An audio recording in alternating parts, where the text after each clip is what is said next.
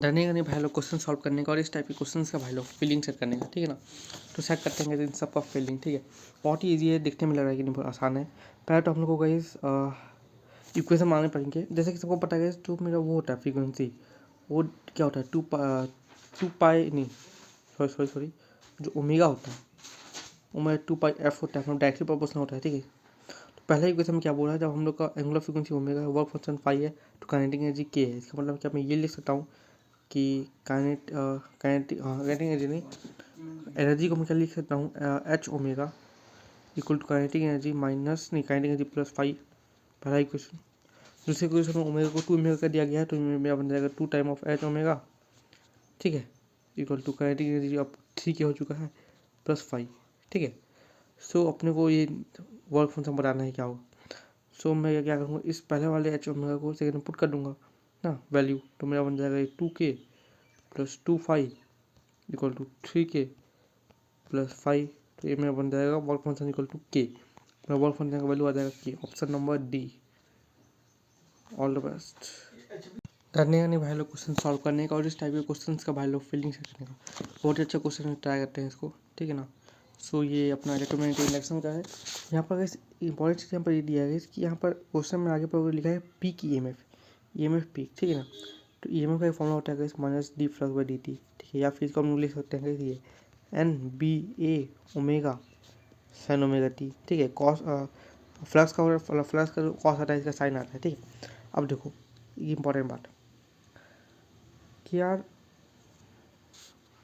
N यहाँ पर ball हो जाएगा क्योंकि सिंगल लूप का बात चल रहा है, ठीक है ना। अपने को आर फाइंड करना है, तो आर का इसका हम लोग का बन जाएगा E M F upon B, और यहाँ पाई बचेगा ओमेगा, और जैसा कि ये साइन ओमेगा टी में मैक्सिमम ई एम एफ तो साइन ओमेगा टी 1 आ जाएगा, तो यही बस इतना ही तो आएगा, तो बी पाई ओमेगा ना, बी पाई ओमेगा, ठीक है। सब वैल्यू पुट करने का, सॉल्व करने का, लास्ट में सॉल्व करके आ जाएगा 100 अपना आंसर, ठीक है। All the best. डरने का नहीं भाई लोग, क्वेश्चन सॉल्व करने का सुशांत भाई सॉल्व कर, बहुत ही अच्छा क्वेश्चन है यार, ट्राई कर, ठीक है। अपने को मोबिलिटी पूछा, मोबिलिटी का फॉर्मूला क्या होता है, वी डी अपॉन ई होता है, मतलब due velocity upon electric field. V D को टू क्या लिखना है, आई अपॉन एनी लिख सकता हूँ मैं, ठीक है। और इलेक्ट्रिक फील्ड को वी अपॉन एल, मतलब वी ऊपर आ जाएगा और एल आएगा यहाँ, सबसे गिवन है, सॉल्व कर। 1.49 आएगा, 1.49 ना, यहाँ पर दिया 1.49 आंसर है। All the best. डरने का नहीं भाई लोग क्वेश्चन सॉल्व करने का और इस टाइप के क्वेश्चंस का भाई लोग फील्डिंग सेट करने का, ठीक है ना। तो बहुत ही अच्छा क्वेश्चन ट्राई करते हैं, ठीक है ना। बैक बॉन्डिंग और लूज स्ट्रक्चर गाइस याद ही कर लो गाइस, बोरोन ट्राइहाइलाइट का गाइस बैक बॉन्डिंग का होता है गाइस, ऐसे याद करो, बैक बॉन्डिंग डाउन ग्रुप घटेगा डाउन ग्रुप में सबसे ज़्यादा BF3 का, उसके बाद BCl3 का, उसके बाद BR3 का, और फिर BI3 का, ठीक है ना। ये होगा इसका बैक बॉन्डिंग का, डाउन ग्रुप घटेगा। वहीं लुईस स्ट्रक्चर का दिक्कत है, लुईस स्ट्रक्चर, तो लुईस स्ट्रक्चर का डाउन ग्रुप बढ़ेगा, BF3 का डाउन ग्रुप बढ़ेगा, उसके बाद BR3 का, फिर BCl3 का, ऐसे उल्टा बोल दिया यहाँ BCl3 आएगा, यहाँ BR3 आ जाएगा, और सबसे ज़्यादा BI3 का। तो ऑप्शन नंबर आ जाएगा डी। All the best. डरने का नहीं भाई लोग क्वेश्चन सॉल्व करने का और इस टाइप के क्वेश्चन का भाई लोग फीलिंग से करने का। तो गाइस पहला सेशन एकदम सही है, देख लेना क्यों सही, क्योंकि गाइस वर्क डन जो होता है गाइस वो कंजर्व रहता है इनिशियल फाइनल पॉइंट पे, ऐसा कुछ, ठीक है। लेकिन सेकंड वाला ना कुछ रीजन तो सही नहीं है, ठीक हो।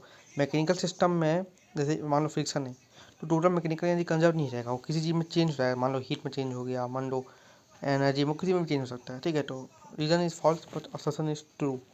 तो ऑप्शन नंबर थर्ड आएगा। All the best. डरने का नहीं भाई लोग क्वेश्चन सॉल्व करने का और इस टाइप के क्वेश्चंस का भाई लोग फील्डिंग सेट करने का।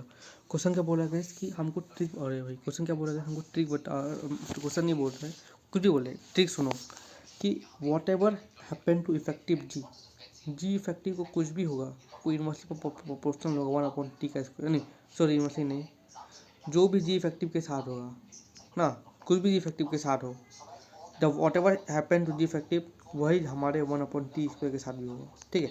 अब यहाँ एलिवेटर है जो ऊपर जा रहा है, तो जी इफेक्टिव क्या हो जाएगा उसका, G+A हो जाएगा, G+A का वैल्यू क्या दिया है, KT दिया है, तो G+KT इस स्ट्रेट लाइन इक्वेशन, तो इसका ऑप्शन नंबर आ जाएगा सी। लेकिन मान लो मैंने क्या बोला है इसकी, जो भी जी इफेक्टिव के साथ होगा वही 1/T स्क्वायर के साथ होगा, लेकिन अगर मेरा मान लो वो क्या होता है, क्या बोलते हैं, ए का वैल्यू दे देता 5 कांस्टेंट, तो उस समय मेरा एक एकदम हॉरिजॉन्टल आता है, एकदम हॉरिजॉन्टल, ठीक है।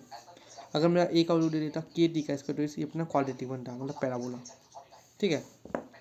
लेकिन यहाँ हम लोग आ जाएगा लीनियर, ऑप्शन नंबर बी नहीं, क्योंकि ओरिजिन से तो नहीं आ रहा है भाई कुछ, ओरिजिन से नहीं आ रहा है, डी प्लस रखे, तो option number C, all the best. डरने का नहीं भाई लोग क्वेश्चन सॉल्व करने का, और इस टाइप के क्वेश्चन का भाई लोग फील्डिंग सेट करने का, ठीक है ना।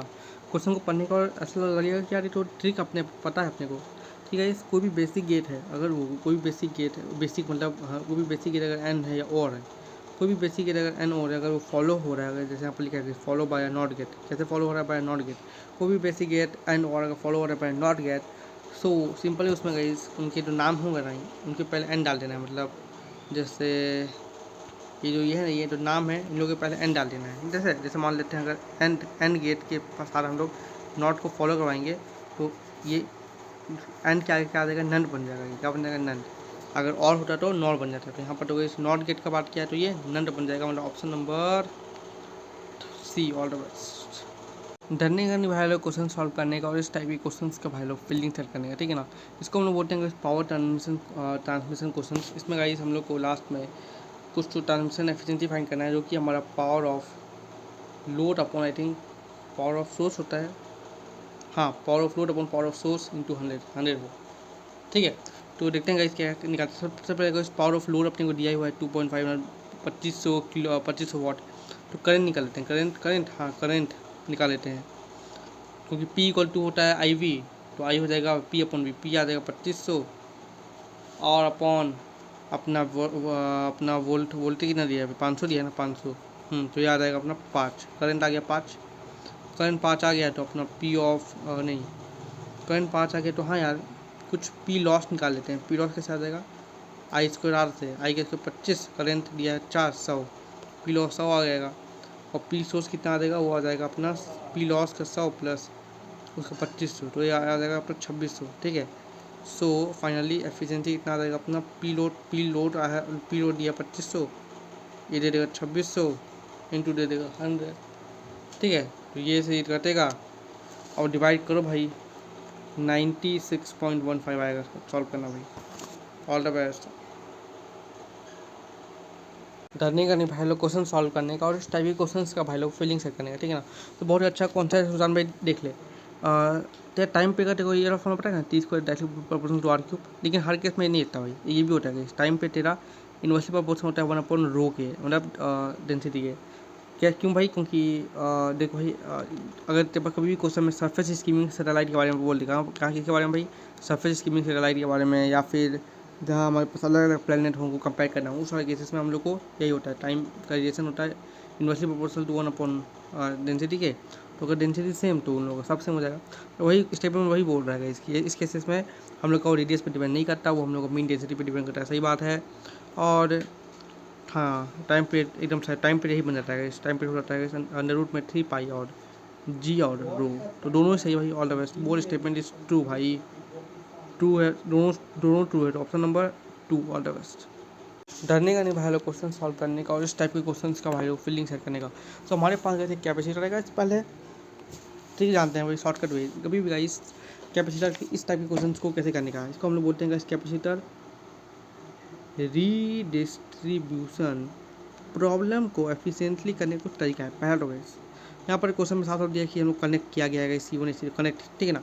तो जब भी हम देखेंगे इस कैपेसिटर को कनेक्ट किया जा रहा है, अब चेक कर लो कि इनका पोलैरिटी कैसा है। यहाँ पर यह लाइक पोलैरिटी मतलब मान लो पॉजिटिव टू पॉजिटिव हो या नेगेटिव टू नेगेटिव हो, तब इन लोग को कनेक्ट किया जाता है, ठीक है। तब अगर सेम वाले को कनेक्ट किया जा रहा है तो Q1 + Q2 का देना, ठीक है ना। और अगर नेगेटिव टू पॉजिटिव हो मान लो, ठीक है ना, तो उन लोग के लिए हम लोग को Q1 - Q2 का मैग्नीट्यूड ही ले लेना, ठीक है ना। तो जैसा कि अब फिर यहाँ पर कॉमन पोटेंशियल निकालना है, कॉमन पोटेंशियल का फॉर्मूला बताया गया Q1 + Q2, और यहाँ पर देखो Q1 + Q2 को मैं क्या देखो यहाँ पर लिख सकता हूँ, Q1 + -Q2 upon C1 + C2, ये होता है फॉर्मूला।